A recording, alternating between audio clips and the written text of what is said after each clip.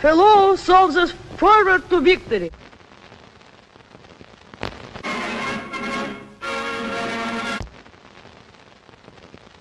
And now, with the Russians in Berlin, the British clearing North Germany, with Italy cleaned up, and the Americans joining hands with the Red Army, no wonder rumors of peace began flying round the world.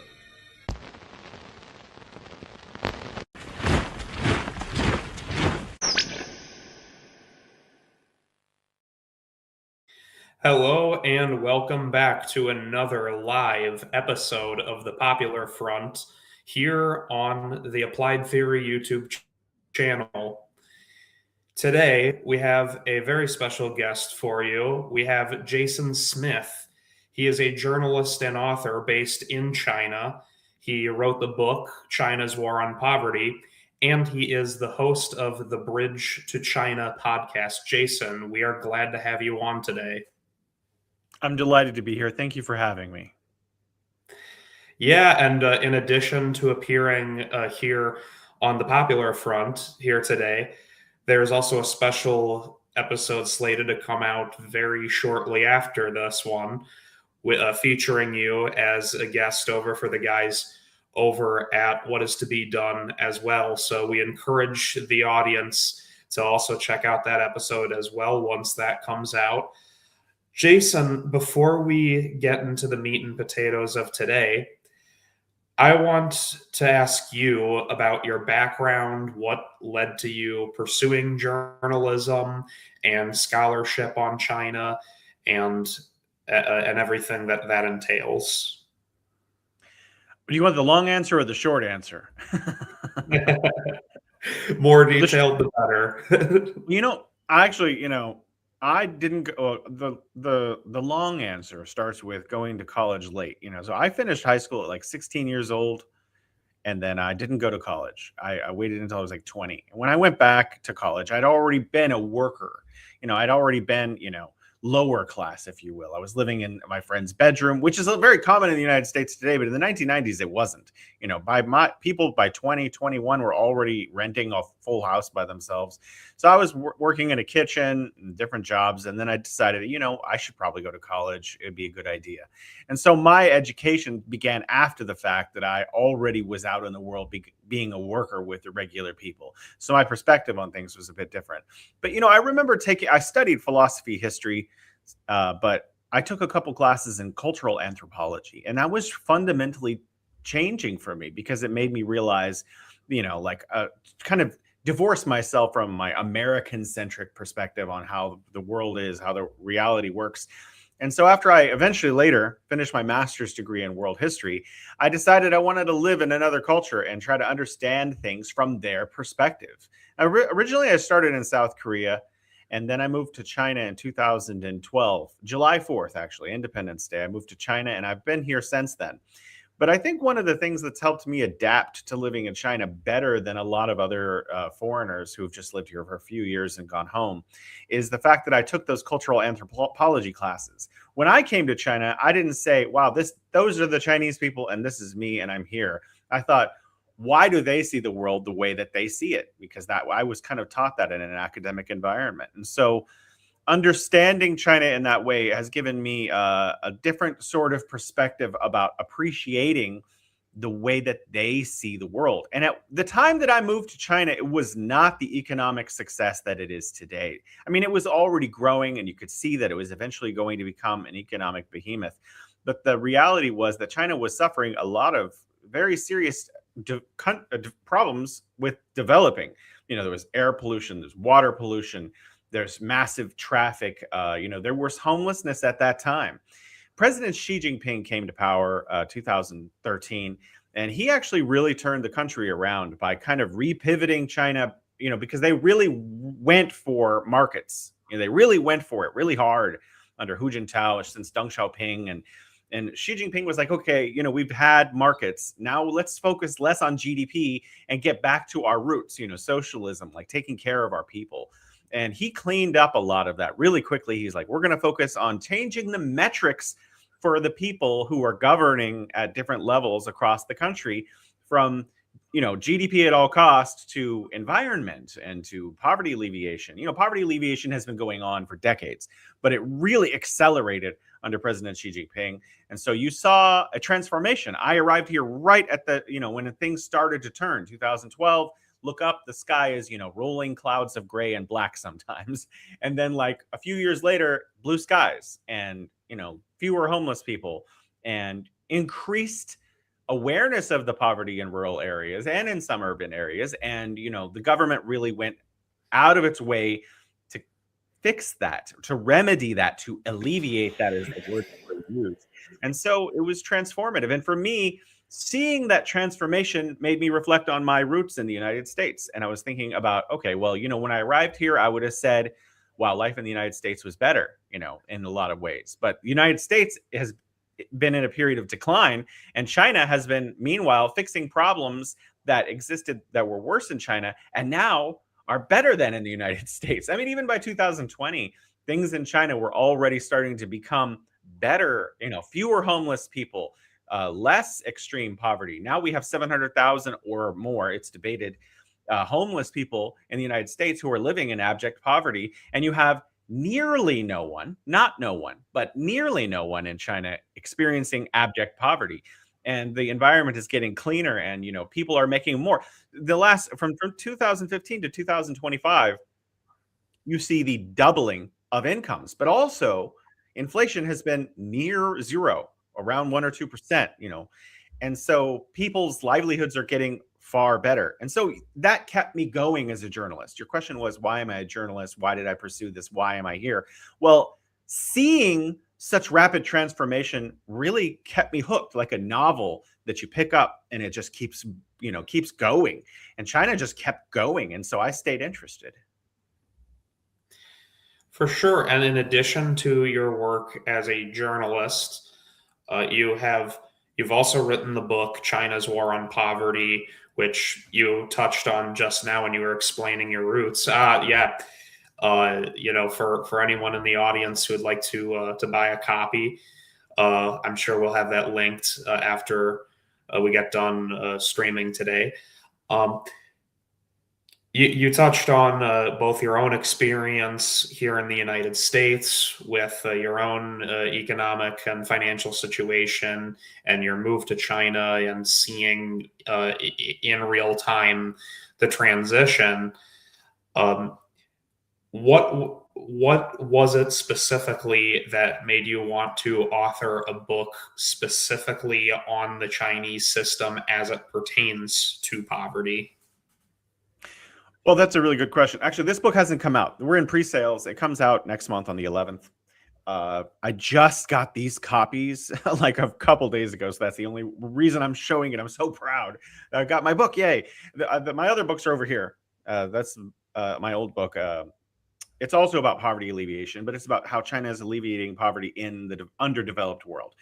And you can find them both on my author page on Amazon, or I'm going to have links to Ingram Spark for people who hate Amazon. I know that's a thing. So, why poverty? I guess, my family. Okay, I want to talk about my mom. Now, this is an interesting story. I only learned about this in the last few years, actually. She told me this story my whole life, but I didn't really understand the gravity of it until a few years ago. There were the Japanese internment camps during World War II, where the United States took all of the Japanese people, except the ones working directly for military intelligence, and put them into camps during the entirety of World War II.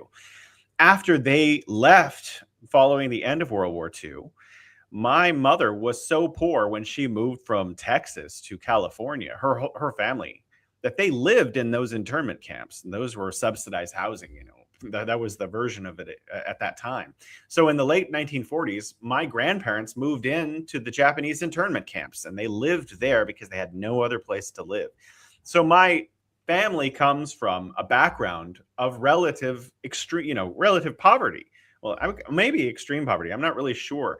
But I grew up, my brothers are carpenters. My dad is a construction worker. My dad was training me to be a construction worker. I expected to grow up and be on a construction site doing framing.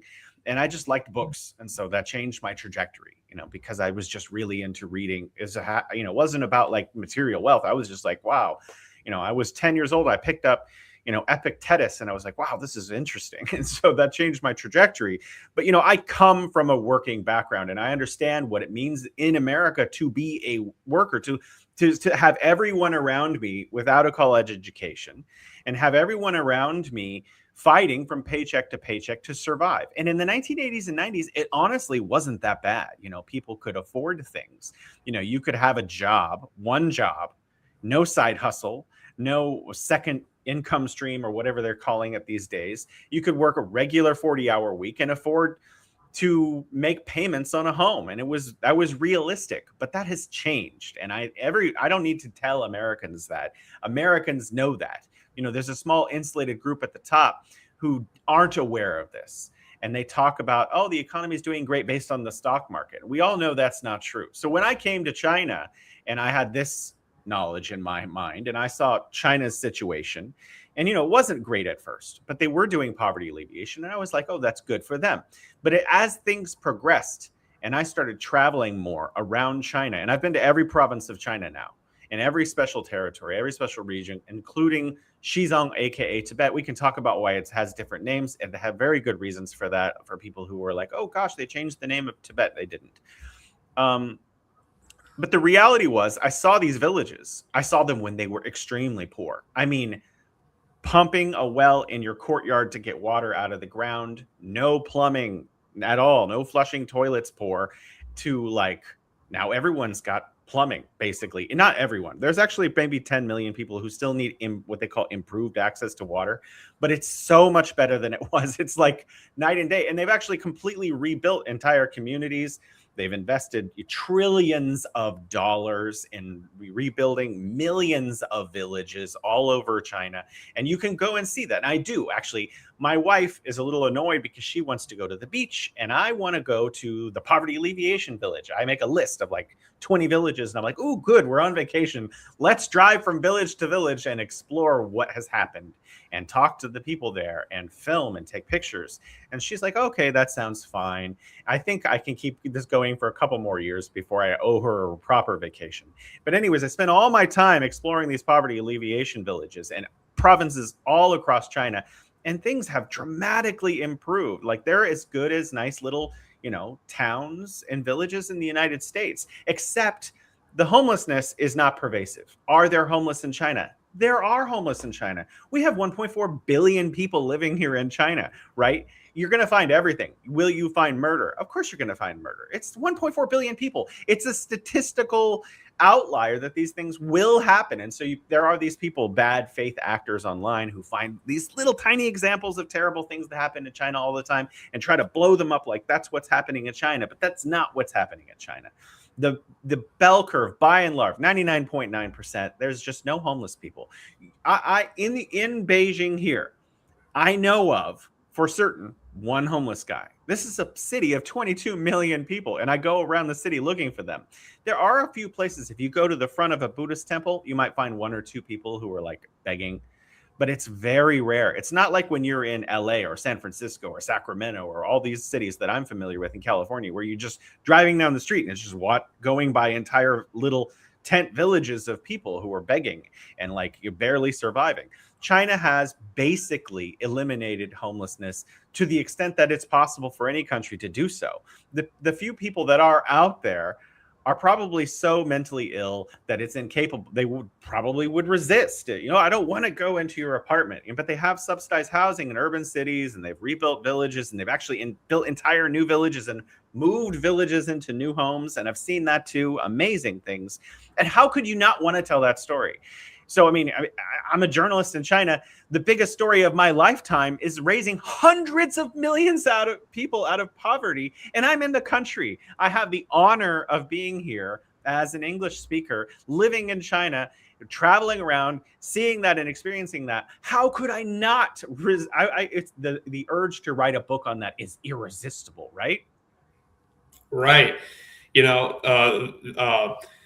Come to think about it, you're like, are you familiar with that one guy, China Uncensored? Yeah.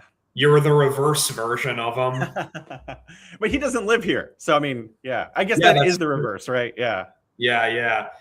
While we're on it, China Uncensored, though, does kind of raise not himself, not the channel itself, but rather that general genre of online content of trying to, I guess, expose China in some way, or paint it as some kind of inherently adversarial state, or a state that is inherently, where the people are inherently worse off than people here in the United States, or what have you.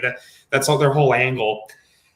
I am curious why there has been such a cottage industry of sorts here in the United States for that kind of content, and we've kind of seen it crystallize into outlets like the what are they called, the Epoch or Epoch Times, the ones with the ties to Falun Gong, and China Uncensored, and all these other ones. Well, I mean, you nailed it. China Uncensored is connected to Falun Gong directly. So those two are actually linked. If you look at the ties, the money, the Falun Gong people are paying for those kinds of channels.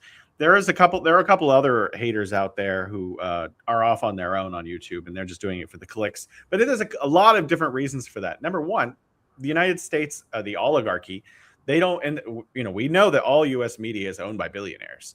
They don't want people in the United States looking at China and saying, whoa, we could do that. So like, that's part of the reason that they have such good access on social media platforms and media.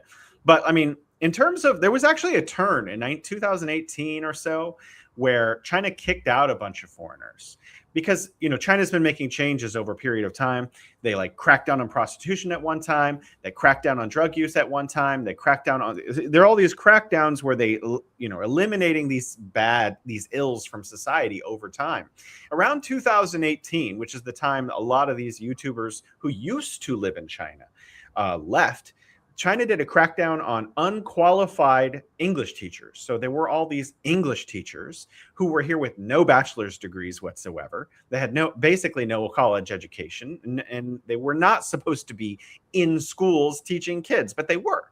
And so China, okay, let's investigate all of the English teachers, and they kicked out a huge amount of them. And we're talking about thousands of people were just gone within a few months. And a lot of those people were YouTubers and were social media people who were doing content about China, and they were mad. And they went to other countries, including the United States, and began making anti-China content. And now they've been gone for 8 years. They're becoming, I think, increasingly marginalized. But the people who follow, that Epoch Times, and I don't remember the name of that guy. I don't watch their channel much, and I used to be. Oh, what are they saying? They attack my X account and my TikTok account and stuff, and they'll say, "Yeah, but what about this?" And they'll show a picture of some place where it's really poor, and I'll just drop it into Google image search, and it's the Philippines, 2012. That's the earliest search result, or it will be in China. It'll be like China, 2014. Well, China ended absolute extreme poverty in 2020 and really finished it in 2021. So can you go back to 2014 on Google and find some image of poverty in China? Yeah. I mean, you could probably today, I would probably know better than anyone where to take the right picture to frame China as living in squalor. But that's not the reality. Those, if you're in the United States and you're in any city, you could find some alley somewhere with a guy in a box, and you could take a picture of him or a couple of them, and you could say all of New York is just homeless. And that's the kind of story they're telling. They're finding these crevices, usually in history, not even actually in contemporary reality, and then saying this is what China is like, and it's ludicrous and stupid, and it's just obviously not true. And in terms of the threat narrative of China, let's just briefly touch on that very quickly.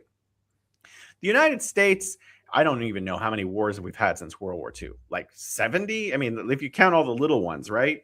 We invaded Grenada, all kinds of stuff all over the world, everywhere. China has had 2 or 3 wars, and since 1979, I think, they've had 0 wars. They've had some little border skirmishes with India and stuff where people with sticks were hitting each other, and there were some serious injuries in those fights, but they weren't wars. So China hasn't had a war in 45 years, something like that. The United States is at war now, basically, with a couple of different countries in a couple of different ways, and also through proxies. The United States has hundreds of military bases on foreign soil. China has one in Djibouti to help fight piracy at the invitation of Djibouti and the United States to protect trade lanes. So China has, like, what threat? What do you guys, I mean, it's really bizarre that they can sell this narrative to Americans. How little do some Americans know about geopolitics to be able to be convinced that China is a nefarious actor, when it's completely the opposite of the narrative that people are trying to make. Yeah, and this is also not to mention the amount that China over the decades has cooperated, again at the invitation of other UN member states, with peacekeeping efforts, whether they be in Africa, occasional Middle East missions, etc., in a non-belligerent capacity, unlike the United States, who is unilaterally or through utilizing its soft power invaded how many countries across the Middle East since, I mean, I was born in 2001. So pretty much since I was born, literally since I was a baby, my country has always been at war. That being said, to kind of finish our thoughts on Falun Gong before getting into your book itself, I'm curious if you could actually, for our audience, kind of give a abridged history of Falun Gong and kind of their rise, their exile from China and their rise here in the United States and gradual influence and lobbying, particularly among the right wing. In the 19th century, I know this is not exactly hitting your question, there was a rise of Christians in China who went way cult. And I don't remember exactly what they believed, but they started to believe that foreigners were evil and that their own government were evil. And then the Chinese government was confused about what to do about this. This is under the Qing dynasty. So they actually tried to co-opt them and work with them sometimes, and other times not, because it was a very wild cult-like group. There was a massive internal war, and this affected foreigners greatly. Sometimes it's called the Boxer Rebellion, and people, millions of people, tens of millions of people, by some estimates, depending on which historian you're talking to, died as a consequence of this rise of cult-like Christians. So China has a particularly sensitive background to dealing with religion. So firstly, religion is legal in China, and you can practice almost any faith you want, like except really extreme cult-like faiths. In fact, there are 5 official religions which are openly practiced all across China. You can find hundreds of churches and tens of thousands of mosques, and I don't even know how many Buddhist and Taoist temples, but at least tens of thousands, all across China, everywhere. My wife is a Buddhist. I'm interested in Taoism, and whatever city I go to, I go and find mosques, because I'm just like, I need to make sure that the international community is aware that basically they're everywhere, all over every city. So when we talk about Falun Gong, we have to put it in the context that religion is not like illegal. In fact, I've seen Mormons, they tried to open a temple in Shanghai. I think that's still being debated. They've actually already got the land, and it's an ongoing process. But there's no resistance to any of that. But what there is their resistance to cults when they become political. So, Falun Gong became politicized. The founder of Falun Gong, who says he can fly and heal people with his mind, by the way. So we're talking real proper cult. This is a living person. He went to study abroad in the United States and several other countries before coming back to China to found his religion. And then after he established it, he left and he went to, I believe, Washington, D.C. Clue right there for you detectives out there. And after he was settled in Washington, D.C., he began to direct his followers in Beijing to become political against the government. And so China did crack down on that. It's not gone.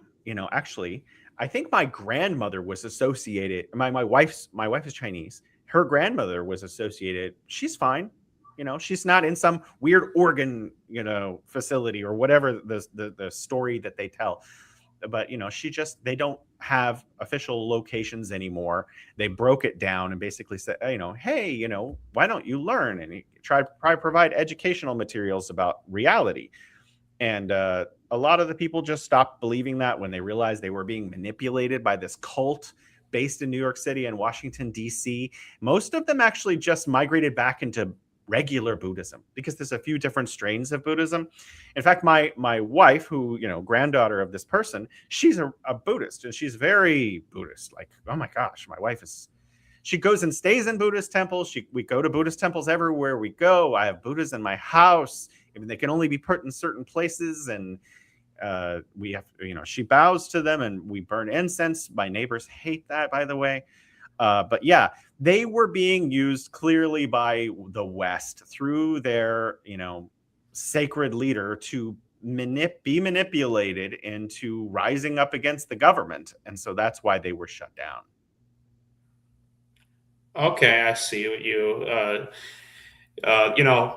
the Washington connection really gives it away. It kind of harkens back, in my mind anyway, to organizations like the whole history of cults with CIA connections, whether it be the Finders or the Manson family, or some have even alleged that the Moonies over in South Korea, among others.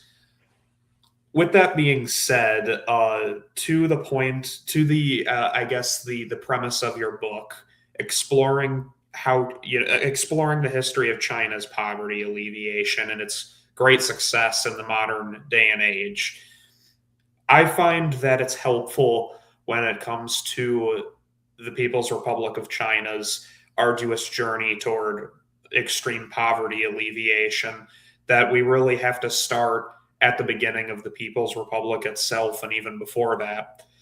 We're talking about transforming a civilizational state from warlordism, where the people did genuinely live in squalor, to a modern global power with massive industry, strong agricultural sector, and overall being able to not only defend itself from outside invaders, but also be able to provide security for the Chinese people.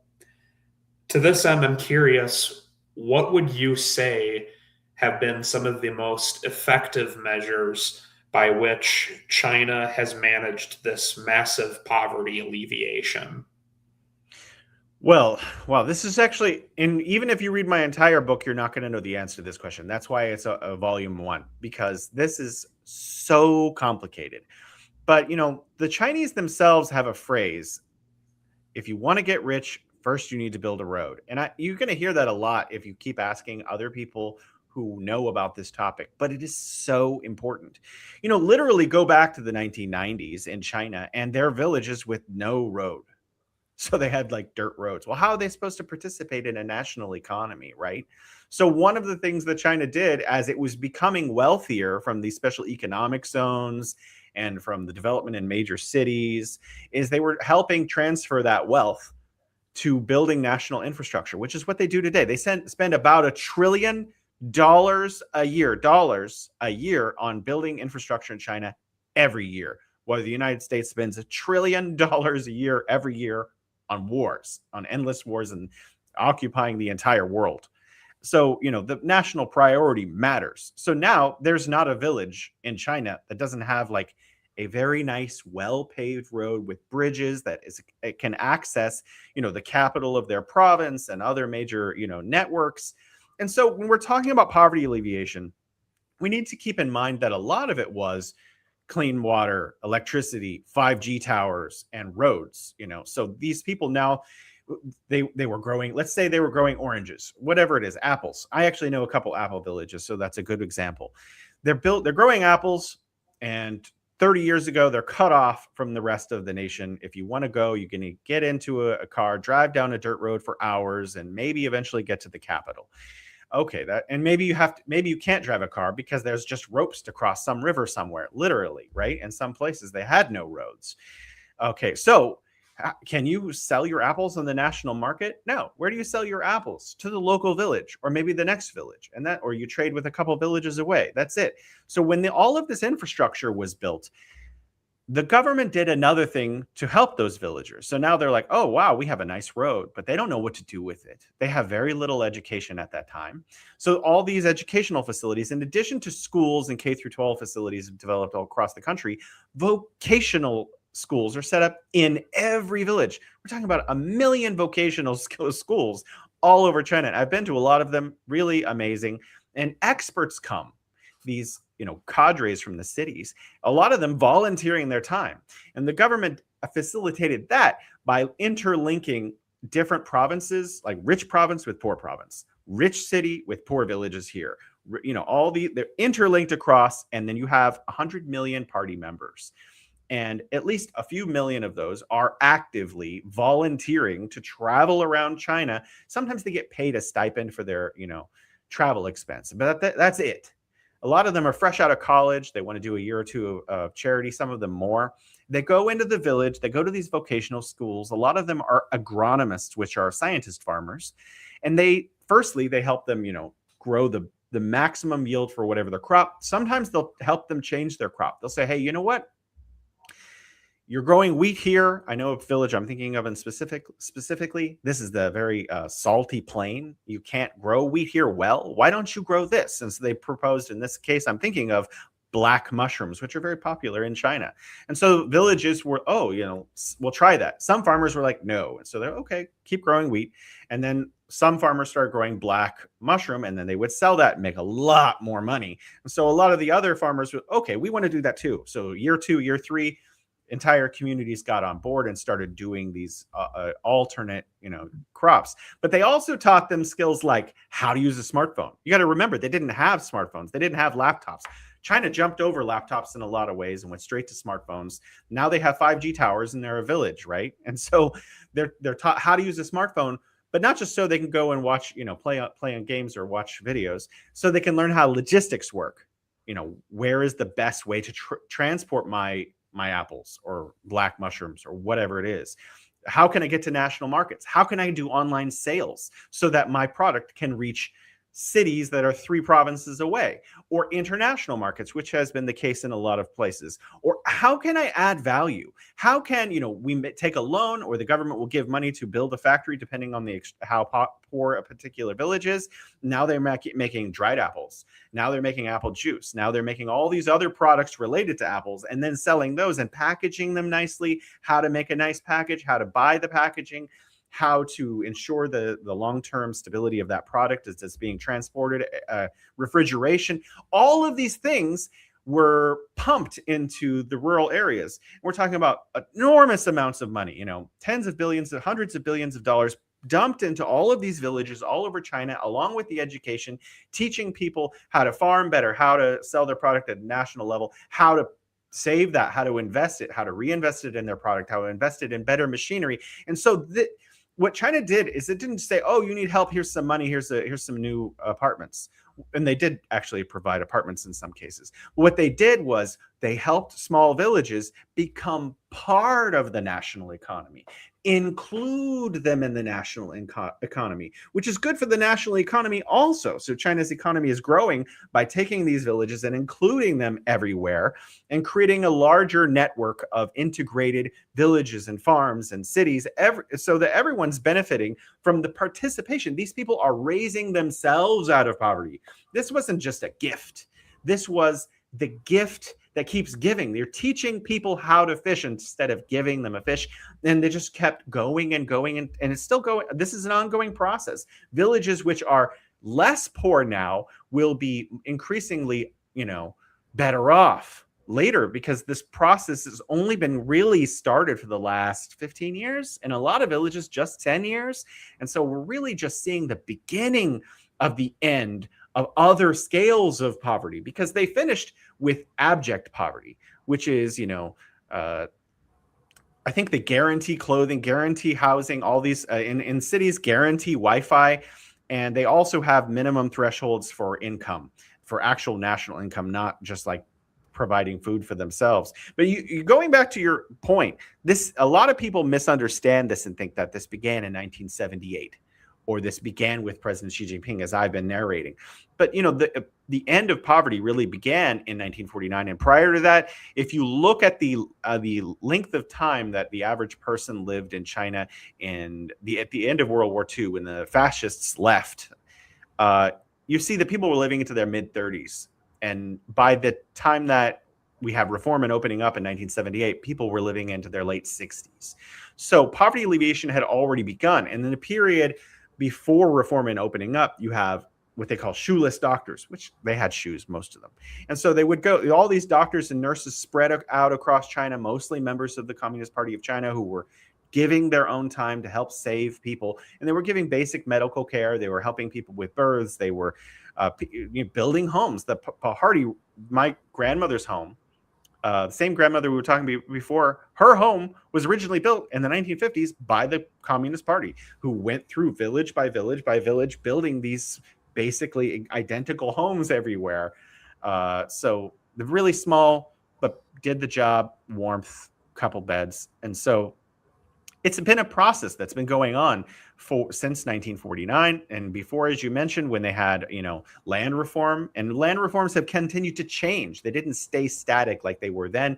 The way that land is used in China is still kind of changing today with the inevitable end of the hukou system. So, I mean, it's really a lot that went into this, a lot of planning, a lot of thinking, millions of people volunteering their time. And it's just so much. I mean, there's no short answer to this question. And I could just keep going on, really. Yeah. And it's not only a poverty alleviation that China is doing at home, they're also doing it abroad.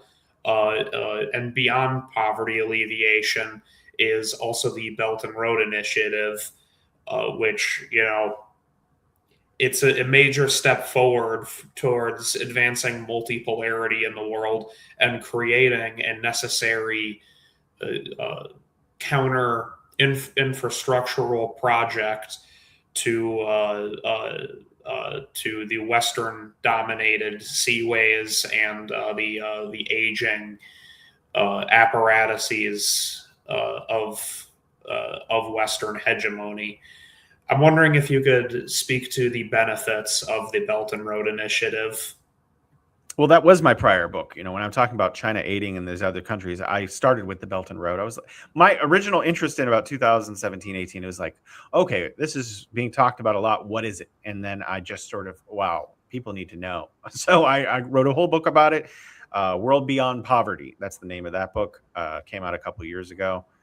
And really, it's amazing. Okay, we have to break all these things are so complicated. I mean, there's no simple answer to this. Let's break it into two pieces.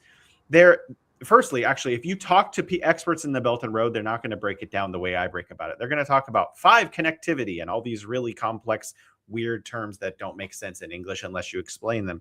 But I'm going to break it down in a way that an American understands it, because I'm an American and that's the way I understand the world. There was aid and is aid, and then there's finance. And so we have talking about loans and we're talking about gifts. And a lot of people, when I post gifts, sometimes every day, I'll post a different thing China has built around the world. People say, China doesn't give gifts. They do, actually. And so is China trying to get something? Yeah, friendship, diplomacy, trade. They're trying to develop better relations with their neighbors. It's part of their diplomacy, in addition to the fact that they really do want to build a counterweight to Western hegemony, as you just pointed out. So China has built hundreds of free schools in the underdeveloped world and hundreds of free hospitals in the underdeveloped world. And I'm not just talking about under President Xi Jinping. Mao Zedong, late 1960s, they went into Africa and helped 3 African countries built the Tazara Railway. And they financed this with a 0% loan of 198, I think it's billion, I'm not actually sure, dollars. And they provided labor, provided the ability to build this railway. They've also built, in that same time, 1960s, 70s, 80s, little projects all over Africa and other developing areas of the world, like a hydropower plant that can provide enough electricity for some local villages. Lots of examples like that. But it really accelerated under President Hu Jintao. And Hu Jintao was particularly interested in helping build things like stadiums. I'm not really sure why. Maybe it's national pride. They want to give people a sense of pride or accomplishment. I'm not sure. But there were some schools and hospitals during that time, also roads and things like that. Under President Xi Jinping specifically, it really amplified to the kinds of things that a developing country needs to develop. And so you have a book by Jeffrey Sachs written 2008. It's called The End of Poverty, forward by Bono. Now, Jeff talks about the 6 basic pillars. I think he calls them capitals or something that a country needs in order to develop, to get into sustained development. And among them are like education and, logistics and health and a few others. And so he talks about these basic things. So China really went at those. And that's what it developed. It's helping develop in these underdeveloped countries. And so where the IMF and World Bank offered these loans, especially during the 80s, 90s, and the early 2000s, they were based on the idea of liberal principles. Oh, we're going to help you build this bridge, says the IMF. But what you got to do is open up your banks to the international system and let us, move money in and out of your country really quick. This is going to be great for you. And a lot of economists went along with that. And even economists from those countries went to New York and said these same things and went to Washington, D.C. and wrote papers about this. And this devastated those economies because they were basically, taking all of the national resources of those countries and making them completely privatized. A philosophy the United States spread all over the world because of its control of the IMF and World Bank through development projects that were based in tranches. Okay, we're going to give you this $5 billion loan. But at each tranche, you need to change your economy a little. And so at each tranche, they would say, okay, now this national forest, you're going to sell that to this private company or to a bunch of private companies. And then they're going to be able to harvest that wood. This is going to be good for you because they already opened the banks. The companies would come in, harvest the forest, take the money out of the country and leave. And so now you just have barren landscapes and banks that just have been emptied out of all of the cash that country had. This was exploitative. Deliberately or not, we could argue about that. It did not work for developing countries. The record is there. You have Africa in 1960s and 70s, and you have Africa in 1990s. Not much changed because the programs that the IMF and World Bank were developing didn't help. But under the Belt and Road Initiative, you see the building of special economic zones, for example, setting up huge zones where factories can be built in mass and participate together in particular networks of industry for the benefit of local training, tech transfers, skills transfers. We're talking about people being trained and technology being handed over so that local people in South America, Africa, Central Asia, Southeast Asia could actually have their own manufacturing bases. And China built hospitals. Why? Because, if you don't have a healthy population, if you're dealing with AIDS, for example, then it's very difficult to build your economy because everyone's sick.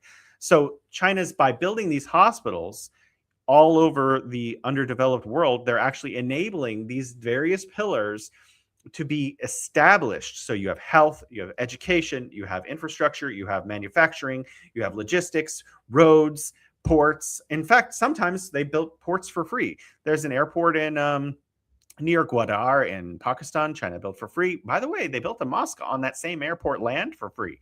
Strange, right? But also, they also built an airport in Mozambique called the CICI airport for free. It's a small airport. We're not talking about massive airport, but planes can land and take off, which enabled this area of the world to finally access the rest of the world and engage in trade. A lot of the other ports have been financed. So we have the gifting side of things. By the way, the African Union headquarters, $400 million project. China built that for free. And it built a lot of huge, massive projects like that in Africa for free.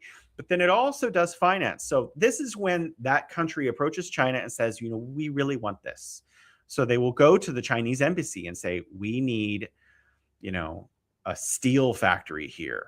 That's what we want to do. We export raw ore. We don't want to. We want to add value to it here and then sell the value-added product to the international market and make more money. And so China has all of these tools, like the Import-Export Bank of China, sometimes called Exim Bank or Chexim Bank, depends on who you ask. And they will provide loans, usually concessionary, or they'll also do BOTs. We'll get to BOTs later. Sorry, this is a complex question you asked, so you're going to have to sit there. So they'll say, okay, we're going to give you a 2% loan, 20 years to pay it off, maybe 15, depends on the deal. They're very similar to that. And they'll build the facility that country requested. But what China has is these 5 principles of peaceful coexistence, one of being which, like, we're not going to interfere the internal affairs of your country, ever, any country. And so when they say, okay, we're going to help you build the steel factory, they don't say you need to sell this part of your forest or change this part of your economy or change your banking. Nothing. They say, okay, this is the loan. This is the project. Maybe Chinese companies will come help build the project. During that process, they do skills transfer. So at first, lots of Chinese workers and experts show up.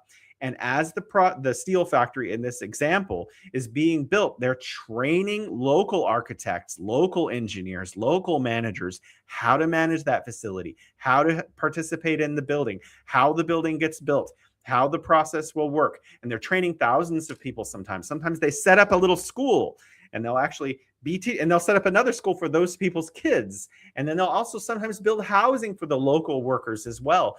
And over time, as the steel factory gets closer to being launched, there are fewer and fewer Chinese experts there and more local workers and local experts that are being produced by this process.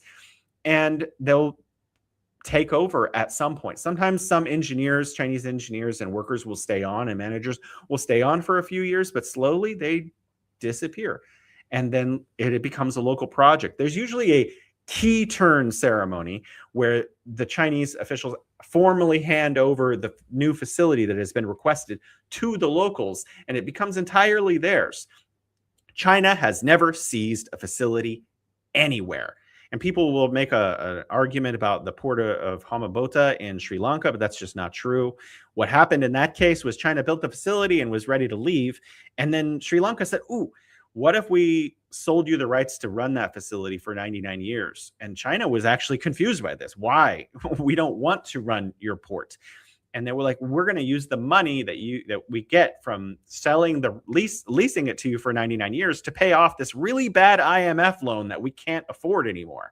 And so that's what happened. They took the money. Chinese took over the port for a period of 99 years. And then Sri Lanka took that money and gave it to the IMF to get out of a much worse financial situation, because Chinese loans tend to be much better. In addition to the fact that you have Chexim or Exim or China Import-Export Bank, all other banks participate in this because the 4 largest banks in the world, Chinese, all SOE, state-owned enterprise run by the Chinese government, so they can use them to do this also.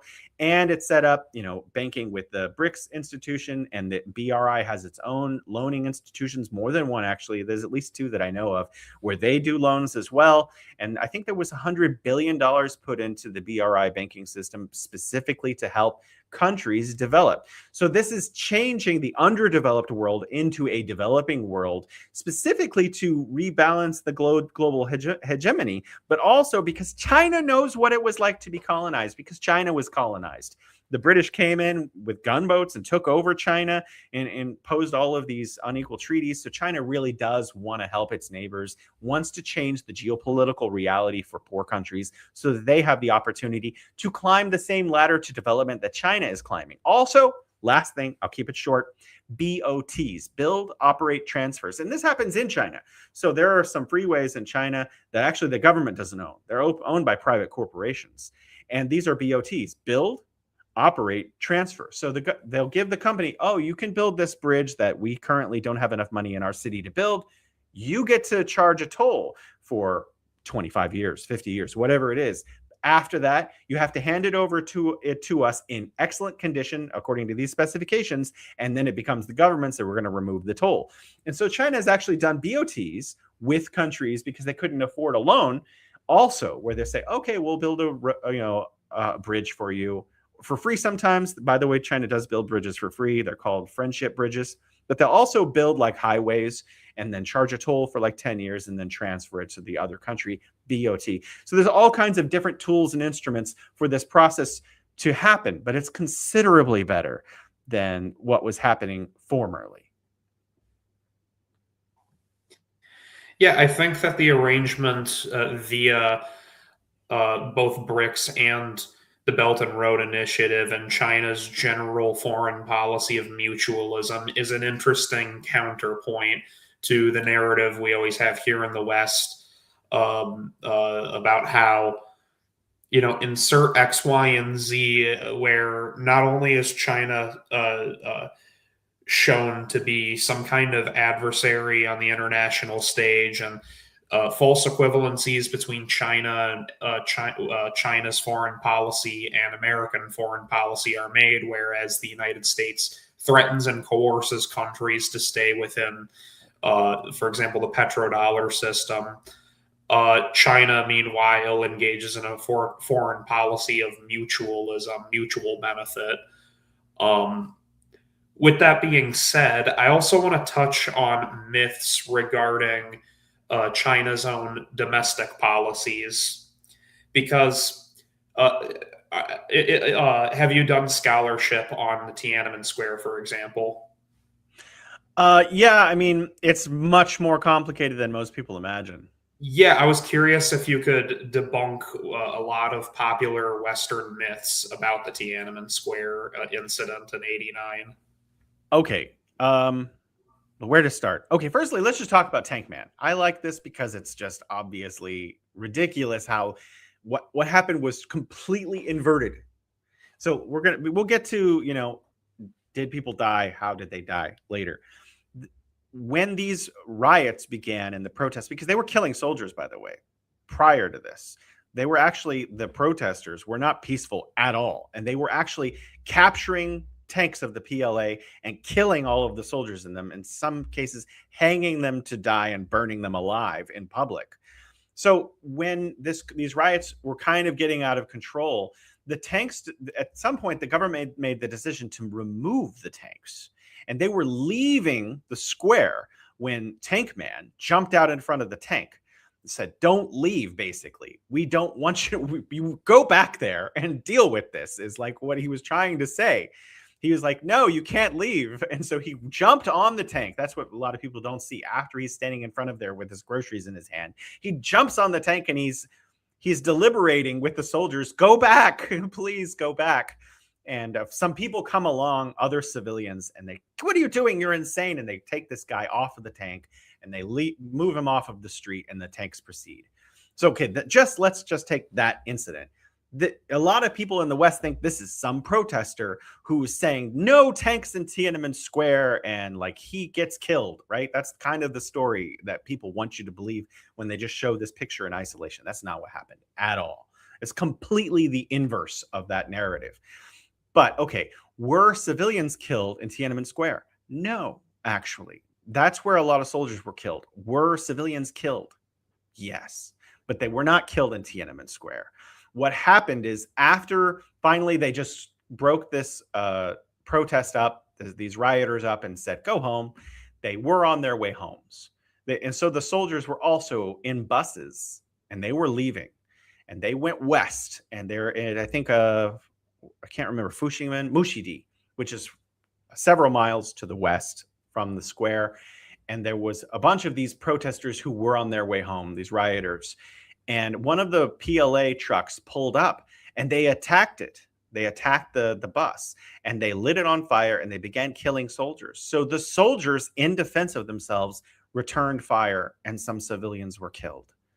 And I don't know the exact number, but so yeah, some civilians were killed, not in Tiananmen Square. They were attacking the soldiers who were fully armed.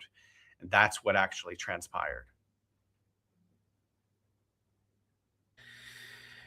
Yeah, when it comes to myths regarding China's own internal security policy, I look at something like Tiananmen Square as kind of being like that's like the number one thing that comes to mind, is this notion that the PLA just rolled in with tanks shooting up the place in a blaze, which could not be. That's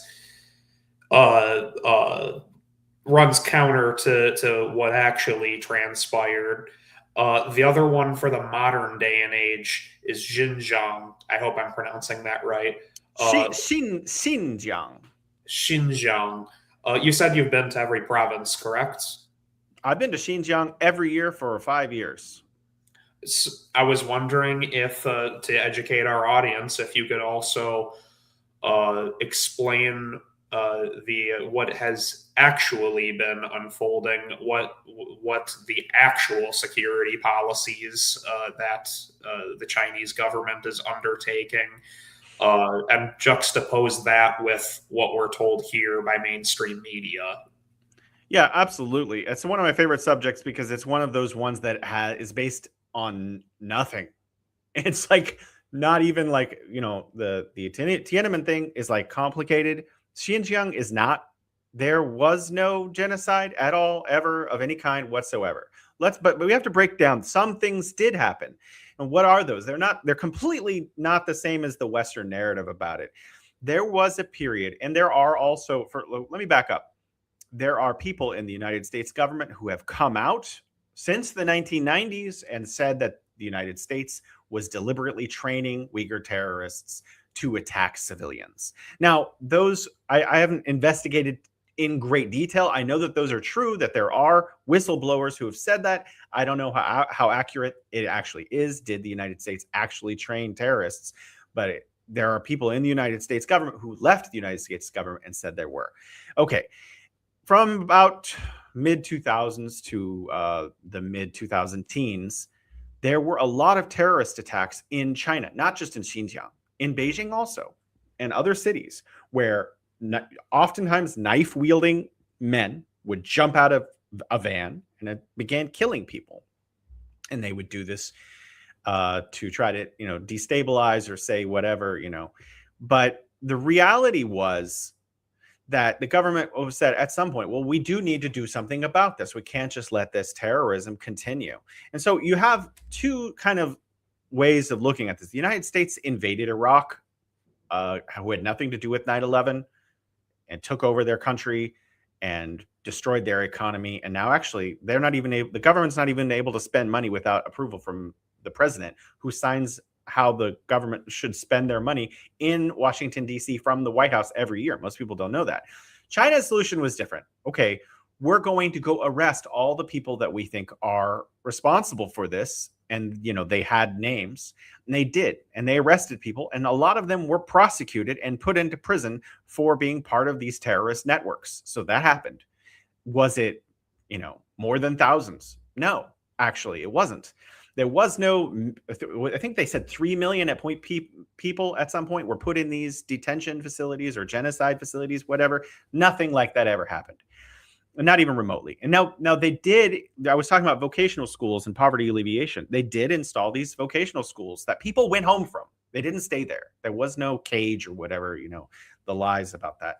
They went to these vocational schools. They learned skills. They were taught, hey, you should love your country in some cases. And that happened from about 2017 to about 2018. If you're curious you want to read about this, there's a great book called Telling Tall Tales by Dr. Barry Sotman, an American who studied at University of Chicago, teaches in Hong Kong. He'll say basically the same things I'm saying now in his book, or you can call him or whatever. I have his email.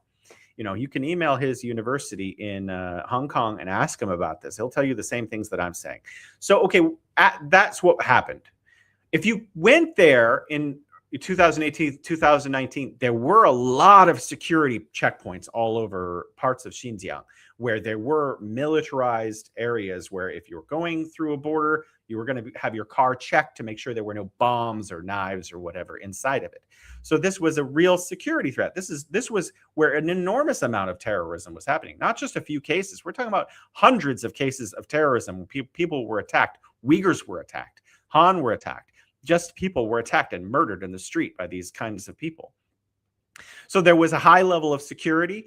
But what China did is they didn't just think, okay, security, which is the United States reaction to everything. More bombs, more guns, right? China said, well, let's build jobs there. So billions and billions and tens of billions of dollars were dumped into all kinds of jobs, and factories were set up. I've been to a lot of these factories, and poverty alleviation was ongoing at the same time. And so the tension that some people had was kind of ameliorated because the economic environment improves. And as a Marxist, you will know that when the economic environment improves in favor of workers, people tend to be happier. Okay, I can pay my bills. Wow, that makes me happy. Who knew? Okay, anyway, so that is going on. Cities are building up. And but there was no attempt to destroy mosques. That's also just made up. A lot of the mosque videos that you'll see being destroyed are like something in Indonesia or something in India or something in Nepal. China did rebuild some mosques. That's true. But they were rebuilt because of structural integrity reasons. And other mosques were left untouched. And other mosques actually did shut down. But that's because there were just fewer people interested in attending those mosques, because religiosity is something in this time in the world is becoming less appealing globally. But there are 39,000 mosques in China. They're all open and active, and that's true in Xinjiang too. And I've been to the mosques in Xinjiang, and they have people coming in and out. And even the Grand Mosque, which is sometimes used for tourism a little bit, and people will point that out, actually has periods of time during the 5 prayer times each day in which tourists are not allowed to go in. Only practitioners allowed to go in because it's prayer time. Okay, so after it was basically proven by a lot of international experts, especially from Muslim countries, it was like 40 Muslim countries were invited to come to Xinjiang every year for several years to show them all these different mosques and all of the health and well-being of the Uyghurs and the Kazakhs just fine. All of them came out, yeah, they're practicing their faith and they're speaking Uyghur. But just go, okay, well, let's back up. 2025, 300 million tourists go to Xinjiang. Now, that's not international tourists. Those are mostly from other provinces and other areas of China, right? But, hundreds of thousands of those, including me and a lot of people I know, went there also. And, okay, so one of the United States' big problems that they do is the Forced Uyghur Labor Act that they have in Congress, which is meant to prevent U.S. companies from using products that have links to Xinjiang. Okay, so I was curious, and my wife and I got in a car, and we were in Kashgar, and we drove out into the cotton fields during harvest time, days. And we went to the cotton fields and just drove onto the cotton field and got out and asked questions and filmed. And people were like, okay, that's interesting. Why are you here? And we would ask them, are you slaves? And they would laugh at us. They would, what the hell are you talking about? And they would say, no, I get paid this much. I work 5 days or 6 days, depending. I get overtime on the 6th day and that kind of thing. And most of it's actually done by machines. We're sitting there watching the machines going across the cotton fields, right? And there's huge piles of cottons that these machines are making. And the workers are mostly just going to pick up the little bits of cotton that the machines leave behind. Actually, the jobs in cotton have dried up because of the machines. That's a wholly different problem, right? So that's why a lot of these workers are now working in factories or in the cities, because the cotton jobs have dried up and because the machines are doing most of the labor. And people desperately want those jobs because they're closer to their homes, but they can't get those jobs because there's just not enough of them. And so there's no forced labor as far as anyone can tell. Expert from Hong Kong has been there every year, all year, constantly going back and forth. Me, Arnaud Bertrand, who else has been there? Jerry Gray has been there a few times riding around on his bicycle. Fernando from Colombia, he does Fermubi YouTube channel. He goes there, rides his bicycle around. He had a camper van and drove around in Xinjiang for 3 months looking for forced labor. Nothing. Investigating every little village you can imagine. No, Daniel Dumbrill, a Canadian, also a journalist, traveled around there extensively. I think he's still in there right now. He's just been traveling around there right now for several weeks. There's no forced labor. Okay, so then once the international community is like, okay, there's not really any forced labor. This is a U.S. ploy to hurt China's economy. And there's no genocide. Then people started saying cultural genocide.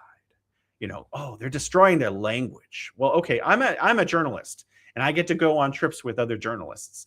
And we went to schools, and they're teaching Uyghur in schools. And if you drive around southern Xinjiang, where there's a Uyghur majority, huge area, all of the public signs, stop signs, where to go, all that stuff, slow down, yield, etc., They're bilingual in Hansa, which is the Chinese Mandarin written language, and Uyghur. And if you go to northern Xinjiang, where it's not a Uyghur majority, it's a Kazakh majority, the signs are again bilingual, but this time in Hansa and Kazakh. By the way, you go to Tibet, also known as Xizang, depending on where we are, and it's very complicated. The signs are in Tibetan and Hansa. You go to Inner Mongolia, to where there are Mongolian ethnic dominant areas. The signs are bilingual in Mongolian and Hansa. So wherever you go, the minorities have access to their language. It's being taught in schools in their local areas, and they're also learning their national language so they can go to universities and participate in the national economy, Mandarin Chinese, Hansa. So there is no cultural erasure. There's no erasure of religions. There was no genocide. There's no cultural genocide. The entire thing is basically made up to firstly hurt China's image in the international world, and then secondly as a trade war tactic to prevent Chinese goods from going into the US market. The reality, and this is how I want to sum it up because this is what it means, the US Forced Labor Act hurts Uyghurs. So the claims that the United States are trying to help Uyghurs is total bullshit. And the US Forced Labor Act hurts Uyghur people and slows their economic growth. It is not helping them at all. It's doing, again, the opposite. That's the story of U.S. Foreign and economic policy, isn't it? Hypocrisy at the highest order.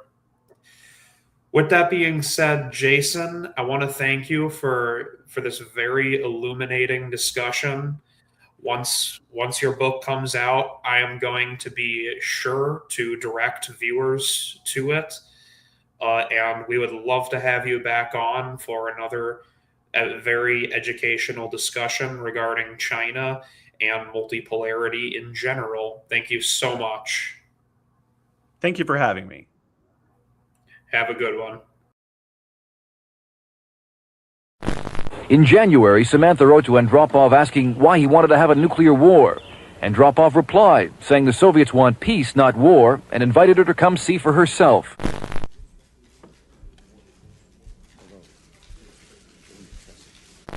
Their joint exercises with 250 Russian troops are designed to help work out tactics, techniques, and procedures for future Russian-American peacekeeping operations.